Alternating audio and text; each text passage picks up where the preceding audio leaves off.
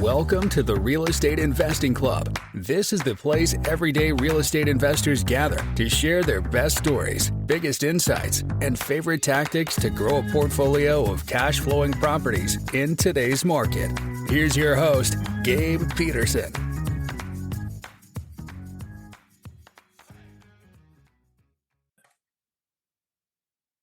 All right. Welcome back to another episode of the Real Estate Investing Club. I hope you guys are having a great week. It is Friday here, and it is, I know I've said this over the past couple of episodes, but it is nice and cool, and I love it. We're getting into fall. Halloween is right around the corner, which is one of my favorite holidays. So I'm super stoked that we're into fall, and I'm stoked for another reason because we have Jackie Coffey with us on the episode today. Jackie is a flipper, a rental. She owns a bunch of rentals. She has a construction company. She even started an escape room, I believe. So there's a lot to go into here. Jackie, thank you very much for hopping on the show. Yes, thank you so much for having me. I'm really excited to be here. Absolutely. I told you right before we got on here, we always like starting with stories and hearing kind of how people got to where they are. Sounds like you got a good one. So why don't you take us to the beginning of your story in real estate and tell us how'd you get here? Well, so from pretty much a young age, I was drawn towards real estate and I didn't really know why, but I'd find that out a little bit later in my life. But I decided when I was about 22 years old, 21, that I wanted to flip houses. I, was a single mom and I was like, man, I have 3 jobs. I feel like I am working so much and not working as smart as I could be. And I was like, I'm going to flip a house. And I had decided to do this, knowing, of course, having no knowledge, no money, no funds, no experience whatsoever, no credit. But I was like, of course I can do that, right? You're in this. How'd you get the notion? Were you watching like HGTV or how did it pop into your head? Okay, so, and I don't tell a lot of people this, I used to do a lot of modeling when I was younger, and we were on site, and we were there for a couple of days, and I was watching these people flip a house, and I was like, God, I bet I could do that. But I was still drawn to real estate. And again, I didn't even know why. I wouldn't even know that why until like 20 years into my career, come to the realization. But I saw them and I was just like, oh, I could do such a better job I'm like 22, right? I'm like, I have no idea. But I'm like, look at that paint color. Look at those shingles. I could do better. So I decided I'm going to flip a house. And I know this is going to show my age and I'm fine with it, but there wasn't, YouTube like there is now. There wasn't this plethora of information. There was Google, but it was so limited. So I had to go to the library and I was like, okay, what can I do? What kind of loan can I find where I don't have to have any money and I don't have to have any credit and basically any experience? So I find out that there's, a hard money loan and I'm like, oh, that's great. Doesn't require, it only focuses on the asset, not me. And that's great because I have nothing. So I come back and I start going into the yellow pages. Ooh, it shows it again, right? Yes, the yellow pages. Leave me alone. That's impressive. So, I start calling all these lenders and everyone is just telling me no. They're just like, no, you don't have any capital at all. You don't have any experience. And it's just no's. And I get to like 10 no's and then I keep calling. And I think most people probably would have quit at 50. And I just keep calling and I keep calling. And then finally I get to 100 and I'm like, oh my God, I have called 100 people and this is just not happening. Like, I guess I shouldn't do this. So there were hard money lenders in the yellow books? Yeah. So there was different lenders and I found the different names. But then what I did was I pulled as many lenders out of the yellow pages as I could. And then I came back to Google because you could still find listings on Google then, even though it was like 2004. So I start pulling them out. And like I said, I get to like 100 and I'm like, this is not working. And I'm and I'll make this story really, really quick, but I'm reminded of something that happened to me. As soon as I'm ready to quit, I'm like, I'm done. This is so hard. I can't do this. My mom had owned a skating rink growing up. And that's cool. I was like, yeah. Ice skating or regular skating? No, regular skating. Okay. And so I was like the best skater there, right? I was there every day. And my brother will tell you different, but I really was. So anyways, one day this little girl comes in and she has these amazing skates and they call us for the limbo. And we line up and it's like 30 of us. And I'm really good at the limbo too. I live in the skating rink. So we get down to it, we start skating, and it's me and her, and we're at the bottom bar of the limbo. And I go first, I hit it, I lose. She comes behind me and she sails through it. So I'm like, I'm just done. Like all my friends are there and they're like, oh, you beat Jackie Brown. And I'm just like, I quit. I'm done. So later that night, my mom told me, they were like, hey, she won the world skating limbo championship earlier that day. Didn't even know there was Houston. a thing. Right. Good I for didn't her. that earlier that day in Houston. So I told my mom, I was like, look, I want to quit. I'm done. I just felt so defeated and I was just ready to quit. At same feeling that I'm feeling now making these calls.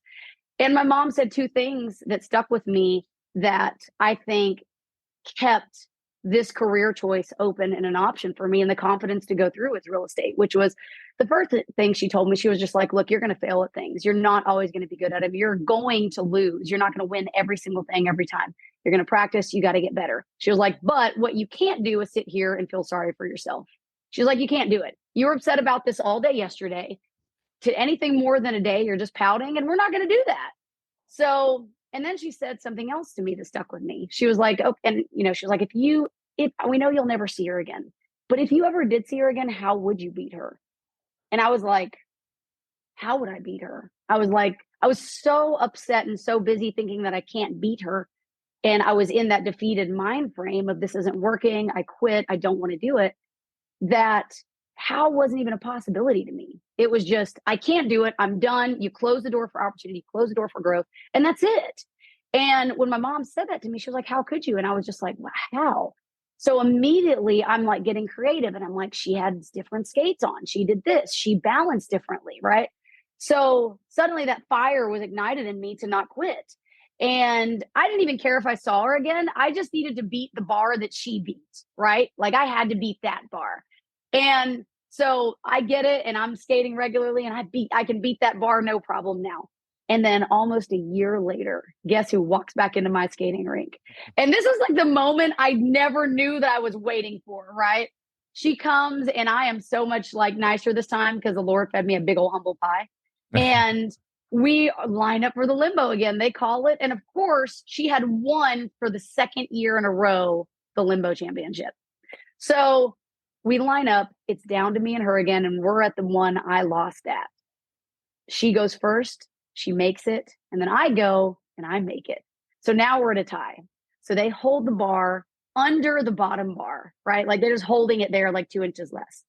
So this is lower than I've even practiced, I think, than she's practiced. So she goes first and she hits it. Now it's my turn. And I look over at my mom and I'm so scared. I'm like, oh my God, I'm terrified. So I start skating. I go down to my split and I turn my head, I close my eyes, and I had just sailed right through it. So just like that, in my mind, I was the unofficial limbo skating championship for the year, right? So fast forward back to present day.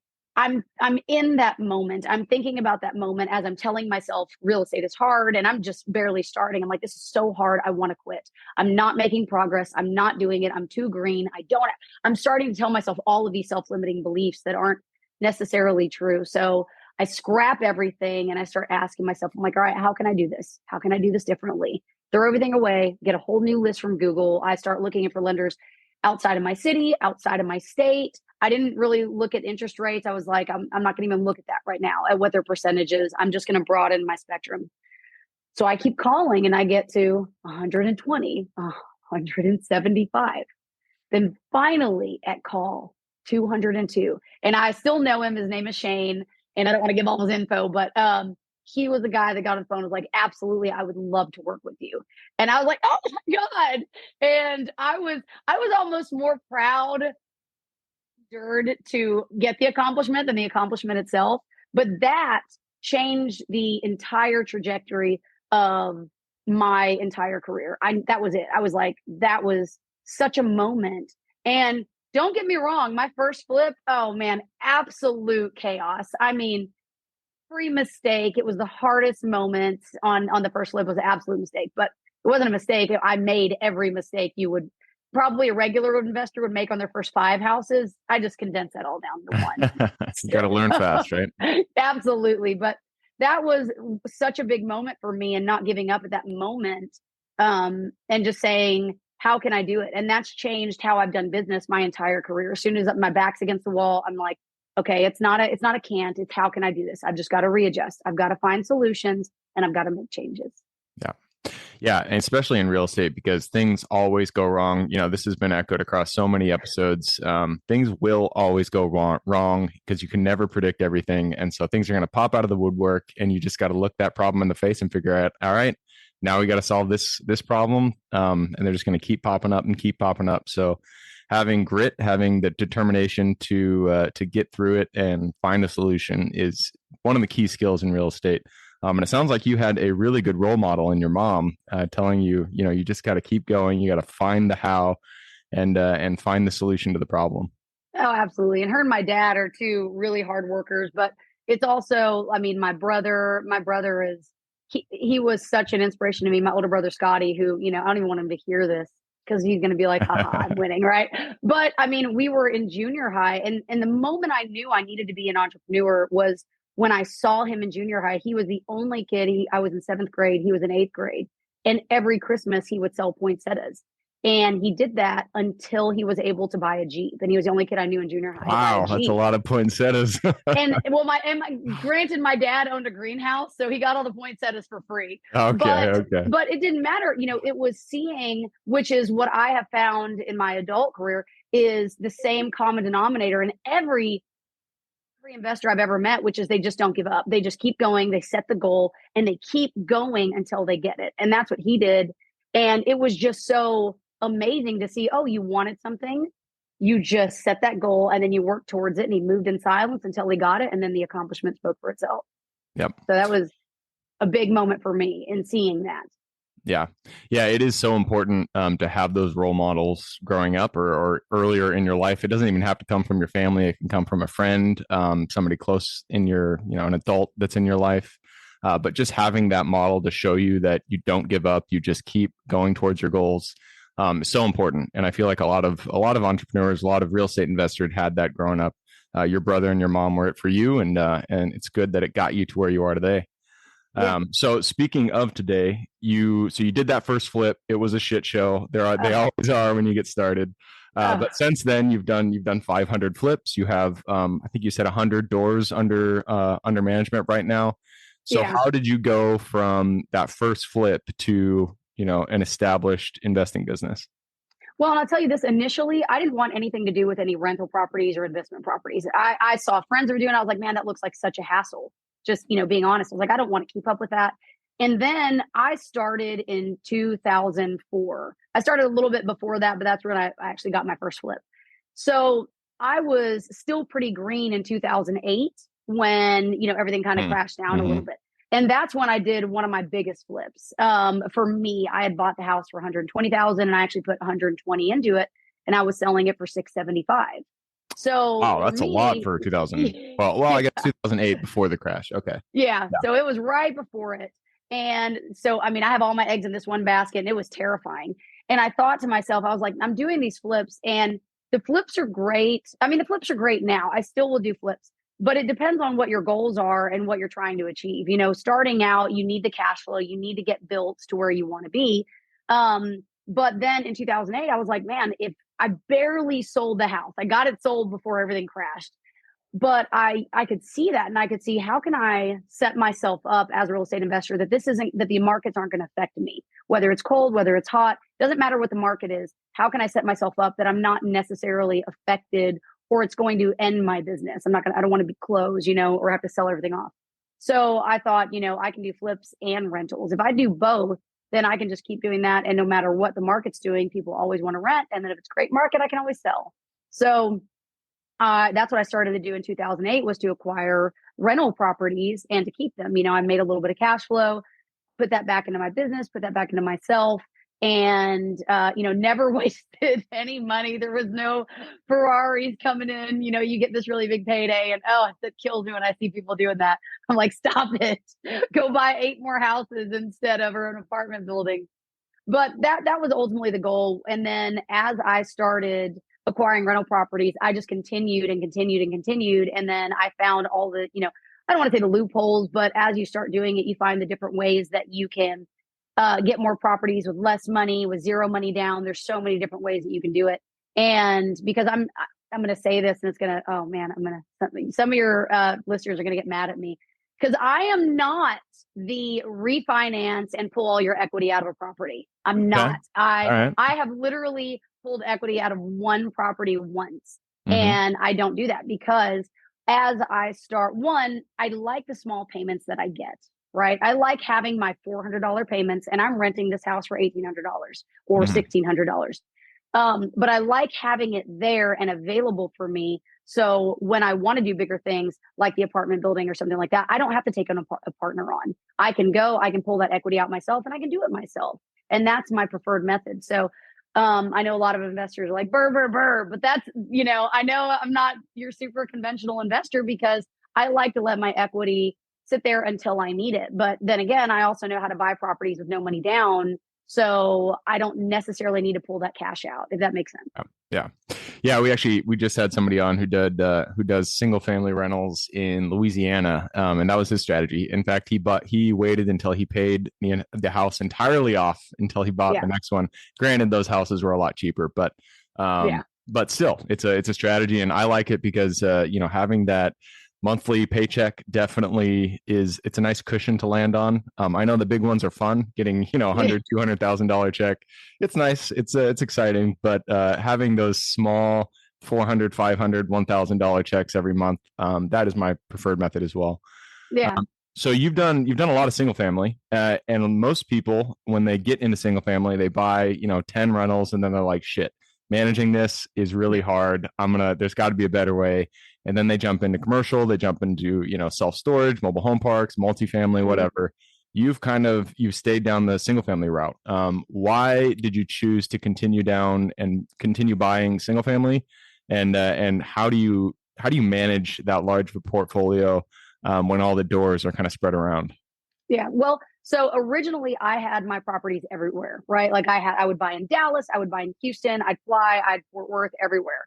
And this is much earlier on in my career. I would just buy the rentals wherever. So what I would do is I would get a flip. I would pay off 2 or 3 small rentals, right?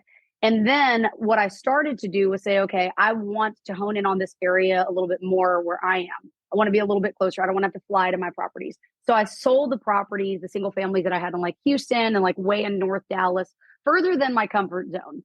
And like I said, I'm a little more unconventional, feel like. So what I'd started to do was put them in a closer proximity and buy properties that were in a closer proximity to me. That way it was easier because I don't use a property management company. I don't do that at all. So I have my crews that are here. I have my, 2 or 3 of my really good electricians. I have 2 or 3 of my roofers. I have my HVAC guys. So when I initially get the property, I make sure all the big things are fixed. We have a new roof, we have good plumbing, we have good electrical, good HVAC, everything that needs to be. And then after that, we just check anything weekly that's needed. And then we send out our guys and I send out my crews, and I've worked with them for so long that we just do everything in-house ourselves. And I prefer it that way also because I like to be a little bit more hands-on with my properties. I like to know what's going on. I want to be 100% in it. So it was a lot easier when I sold some of the properties that were a little bit further away, because now if something's going on, I can just go by and see it real quick and it's easy. So but I do have multifamilies. I do have small apartments, and I love those too. But I still like my single families. I know that I'm going to do an apartment building, a small boutique apartment coming up soon.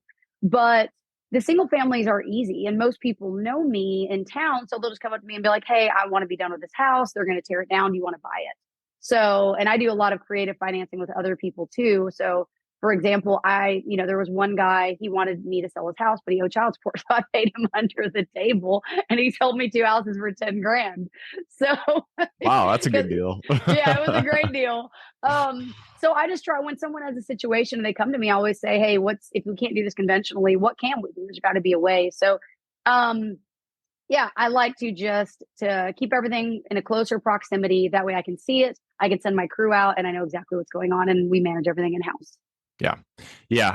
There's definitely something to be said to centralizing your operations. I've done it myself where I just see deals. People send me so many emails, and people, I get calls from brokers, and I just see deals all across the country, and I'm always like, I just want to do it.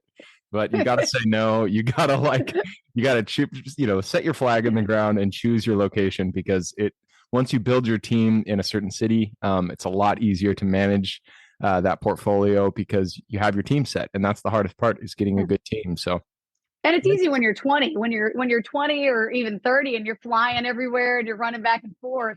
Not that you even necessarily have to, but I'm so hands-on and I like to.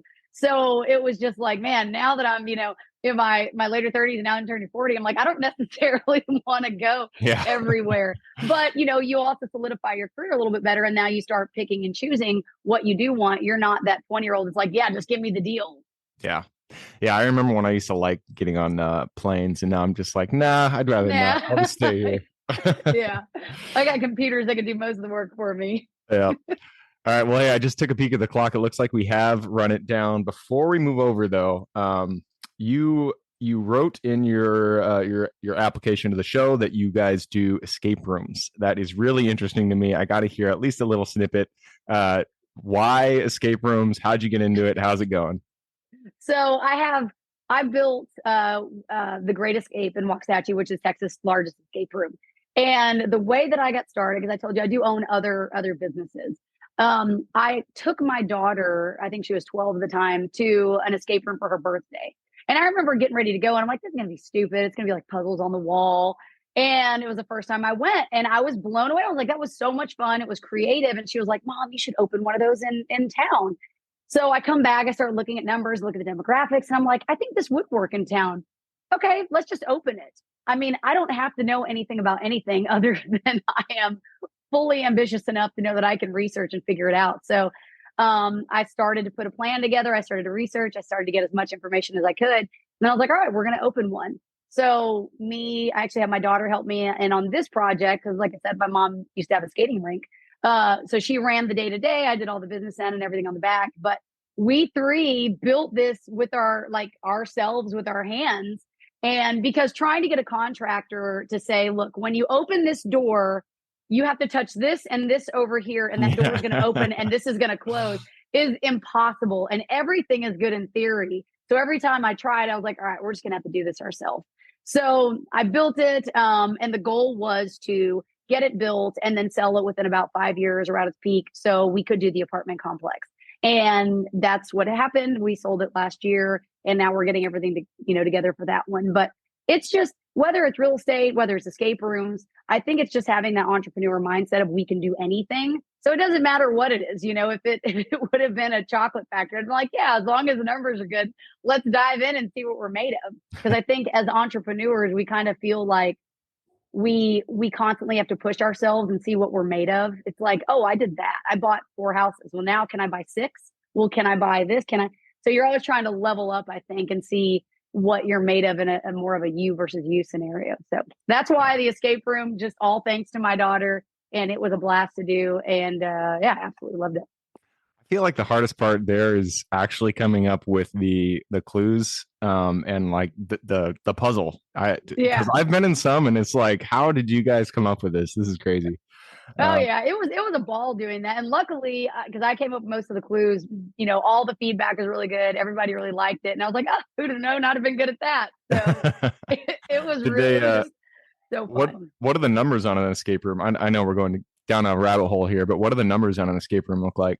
So this one here, because we had 7 rooms, and now granted, we were opening 2 rooms at a time. So we do 2 rooms, but on average, we were doing about 50,000 a month. So that was, we were netting about 50. Yeah, we were netting about 50. And once we got the 7th room done, we added putt-putt in there, and it was at its peak. And I was like, now our numbers are great. Let's go ahead. And I mean, and the labor on it, you have, high school kids, it's all just minimum wage, and it's just the weekends. I know there's some in Dallas that open all week. We didn't do that. We just opened Friday, Saturday, and Sunday. So it was doing about 50, give or take. And then it was always a little bit slower in September, slower in January. And other than that, it was doing really well. Yeah, that sounds pretty cool. All right. I will take that opportunity to push us into the quick question round. Are you ready? I am ready. Let's do it. It starts with books, or really any form of education. It could be a movie, it could be a podcast you like, but I need 2 recommendations, one for general life wisdom and then one for real estate. Okay. So this is, I am dyslexic and I don't read a lot. I listen to audiobooks. But I will say this, and I'm sure it's kind of cliche, but I've had my kids read it. I've had my husband read it. I absolutely love Rich Dad Poor Dad for anyone who's not in the financial mentality, because that's the way I've always seen things. That's the way I've always viewed things. And when somebody else can put it into words so eloquently, it's really nice. So I forced all of, my kids and, like I said, my husband to read it as well. So I love Rich Dad Poor Dad. And everything else, there's not a ton of books that I constantly am in. I try to look for information constantly online. There's so much of it. So I think if you look at one subject as the next, if you're looking at flips, you'll find information on that. It's just constantly feeding yourself. But I do tell people, don't get wrapped up so much into reading all the books and not doing. Just get out, start doing. And then as you do it, find a book that correlates with it. Yeah. Do you have a specific like source that you like to go to for if you have a new subject that you want to learn? Is there a, do you go to YouTube? Do you go to audiobooks? What is it? Your kind of bread and butter? I really like YouTube. I like things that are short and to the point. I don't mind paying for specific courses, depending on what it is, because I'm always happy to pay for any education. But I'm very cautious of what I buy because so many people are like, hey, I'm going to sell you on how to do this. But I do like to go into YouTube because most of the time there's a lot of free information there and you can just find things you don't know. Yeah. So cool. All right. Next question is for your younger self. Let's go back to the Jackie who was just getting started so many years ago. Go back to her, look her in the eye, give her one piece of advice moving forward. Oh, this is easy. So when I was younger, you get in those modes, especially when you're in real estate, that there are these high moments. You're like, I sold it. This is great. And you're super excited and you want to make decisions, or something didn't work and you're angry or frustrated. And I was very quick to make decisions on the spot when I was younger. And there was a point when I got a little bit older that I told myself, something had happened. And I was like, all right, from this point going forward, whether it's a high or whether it's a low, I am going to give myself 24 hours before I make any decision. No matter what it is, I have to sleep on it, because even if it's good emotions or bad emotions, it doesn't matter what it is. I need all of the emotions to die down. And then the next morning when I wake up, there's a lot more calm. There's a lot more clarity to make, like I said, any decision, good or bad. Yeah. You're the first person that said that, but that I feel like that's really good advice, especially when you're an entrepreneur, because there are so many highs and lows. You'll feel like you're unstoppable one day, and the next day you'll feel like, what did I do? I've ruined my life. But if you just wait until the next day, give yourself 24 hours, those high emotions, those low emotions, they'll even out, and you'll be able to make a much more rational decision. So that is good advice. Thank you. Next question is about the U.S. It is a big place. There's tons of opportunity out there. Give me the single metro you're most excited about investing in today.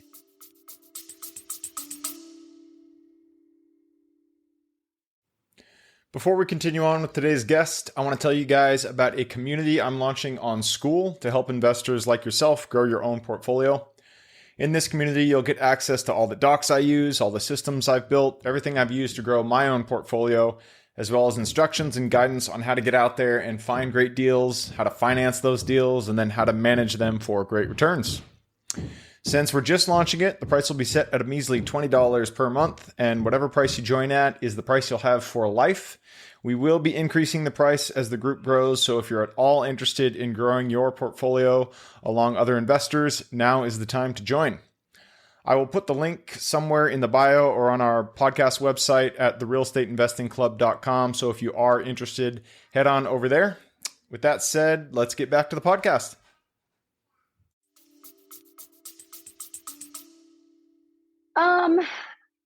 Let's see. I just love, I know the US is huge. So I gotta say, I really like Dallas. If you're talking about areas, I like Dallas Fort Worth. I love it. Even when everything crashed in 2008, it was still a good area and there was still growth. There was still selling. There was still movement. I've never had problems with rentals. I've never had vacancies. I love right where I am. I just really do. I love it. And I will stay here until the day I die. Yeah. DFW is a very solid metro for sure. Yeah. All right. Next question is about finding deals. It all starts with getting in contact with the seller and penning that purchase agreement. So what is your favorite way to generate leads and find new deals? Oh, my favorite way. So I have a couple and I'll make them short. I love going on to MLS and finding the houses that have been on there the longest. I really do. And just being absolutely creative for this house. Kind of like I said, I had that big house on M Streets in Dallas. It was my biggest flip. that was going to be a tear down. No one thought we were going to do it. The square footage wasn't enough. And I was like, man, it's such a good area. I don't want to do a new build. So I took the house and I just doubled the entire square footage. So I like going on there and finding properties like that. I love finding vacant properties. I love it. I like the research of tracking it down on the taxes and who owns this and will you sell it to me? So I have wholesalers. I mean, I have deals, people come and find me, but I think for me, the most fun is finding the vacant properties or finding properties that look like they don't, they're so unloved anymore. And then just going and trying to buy them because there's a little bit of hustle in there still. And I love that. Yeah. Yeah. When I was doing single family, I feel like I did every type of marketing, but I really feel like the most effective was literally just driving around town and then looking at the houses, because you're in the area and you're driving anyways. And so just taking note of the houses that looked crappy and then sending them a letter, because more than likely it's an absentee owner, somebody who has a tenant that is just a nightmare and they want to get rid of them. And so those are the opportunities. Those are the people that are most likely wanting to sell. And so, And I'll tell you this, I've bought about 8 properties with Post-it notes, kind of like how you said, sending them a letter. I won't send anyone a letter. I will literally drive and I will put a handwritten, hey, this is Jackie. I'm super interested. And I've bought houses with Post-it notes. So I feel like, and they've told me as well, they're like, I don't feel like I was like just a number or a client. Like you came and you found me and you wrote a little note and wrote it on my car. So my Post-it note method is still one of my favorites. Damn, I haven't heard of that. That's a good idea. I had to be creative when I was younger. I didn't have any money or any experience. Yeah, Post-it notes. It's 1 cent. All right, next question is lessons learned. Not every deal that we get into goes the way we expect it. In fact, most of the time something goes wrong and we got to learn, we got to take that opportunity to learn a lesson. So what was a deal that went a little bit sideways for you? And then what was the lesson you pulled from it? Oh gosh. I would say to pay attention a little bit better to the market. So we did have a house that I was selling. This was a beautiful big house. I try not to overspend on the budget, but it was not it was a great area. It was right by the lake. So I was like, hey, this is going to be a fantastic deal. It's literally, you can look down the road, see the lake, but it's not on the lake. And I was like, I'm going to go in there and get this one. I'm going to sell it about, just maybe like 10% below market value. So it'll sell fast and I'll be done with it. Well, about 2 blocks, down, this is in the country, so it's not a blocks, but it's probably, 200 yards away. There is a water treatment plant. And oh my gosh, I just assumed it would be fine. I just assumed no one would care because I wouldn't care. And so I bought the house, renovated it, put all this money into it. And every single person that came to view this house was like, I have a problem with the water plant being right there. So as excited as I get, and I still thought about buying this house, it definitely made me stop to look, okay, I definitely need to pay attention to the area just a little bit better and put a little more emotion to how the buyer is going to see these properties. So I ended up, I didn't lose money, but I probably made like $5,000 on that house. Ultimately it was not a win. And it was such a hard decision, lesson to say, I need to focus on that just a little bit more and not just the house. So that was a big one, is finding out the other things that are around it that could affect it. Yeah. I feel like I've had to learn that lesson a few times. Real estate is so hyper local. And it doesn't matter if you're talking about residential or commercial. I bought self-storage facilities that the greater market was fantastic, double-digit growth. But that specific block that I bought the property on was bad, and I didn't know that. And so you got to call your property managers in the area, call the police station, figure out how many calls do they get for this area, and just get all the information you can to really make an informed decision, because one block could be fantastic, and then 800 feet later, you're not going to get any renters. So that's just how it goes. Yep. All right. Next question is about money. It does take money to make money in real estate. So what's your favorite way to raise capital? So I usually don't, I say this, I usually don't have to raise capital. When I was starting, and I know a lot of people don't like hard money lenders. I know a lot of investors like, I'm not going to do that. It's 12% interest. And to me, that's just insane. You can use 100% of somebody else's capital, to buy the house, to renovate it, and then you're selling it and you are 100% using someone else's money. So, and I do know how to get people, get it with zero down, but I still love hard money lenders. And when I was younger, that's all that I used. And I still use some occasionally. I'll still use my own funds, but I don't really attempt to raise capital. I'll use my lenders, and then everything else I will go to my banks, and I will use any of my other properties as collateral. So I'll be able to use it as collateral, get into another property with no money down. And so I haven't really had the need. So I know that doesn't greatly answer your question, but when you're, like I said, when you're younger and you have no money and no credit, you start finding ways to make things work in your favor. So I'll say your favorite way is seller financing, being creative about making a deal. I like that. All right, that leads us to the very last question. This is for the listeners. You've given us a lot to think about. I'm sure people want to reach out, get in contact with you. This is a two-parter. Where can they find you? And then what can they expect when they reach out? Absolutely. They can find me. My website is jackiecoffey.com. And I do a lot of keynote speeches. So that website is a little bit more dedicated to that. But I talk to everybody. You can find me on Instagram and TikTok and Facebook. Just reach out. And I work with people all the time. I don't expect anyone to pay me, but if you ever get stuck or anything like that, and you send me a message, it might take me a little bit to get back, but you can message me and just say, hey, Jackie, this is what I got going on. What do you think? And I try to answer those because I do get a lot of those, and I try to answer those as much as possible. So my email is on the website at jackiecoffey.com, and you can find me as Jackie the Happy Investor on everything else. Perfect. I will put those links in the show notes. So if you guys want to reach out to Jackie, just click the little more in the description. It'll pull down that full description, and there you can find her links. All right, Jackie, that wraps it up. Thank you very much for hopping on the show. Well, awesome. Thank you so much for having me. Absolutely. For everybody that's with us today, thank you guys for showing up. You are the reason we do this. So if you guys have any questions, reach out to me, Gabe at therealestateinvestingclub.com.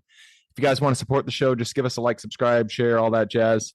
Other than that, I hope you guys have a great week. Keep rocking real estate, and I look forward to seeing you on the next episode. All right, before I officially sign off, I have a quick announcement to make. If you're interested in becoming a passive investor in one of my deals, my own company, Kaizen Properties, is looking for capital partners for our upcoming projects. We invest in what are known as recession-resistant assets, mainly self-storage facilities, mobile home and RV parks, and industrial properties. If you're interested in investing and would like to learn a little bit more about my company, our investing criteria, and some of the previous projects we've done, go to the Real Estate Investing Club podcast at therealestateinvestingclub.com and scroll all the way down to the bottom of the page. Click on the Invest With Us button.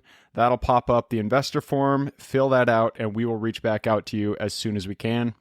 Or if you prefer a little bit more of a personal touch, you can reach out to me at Gabe at therealestateinvestingclub.com. So really, that is it. Again, it was a pleasure hanging out with you guys during this episode, and I look forward to seeing you on the next episode.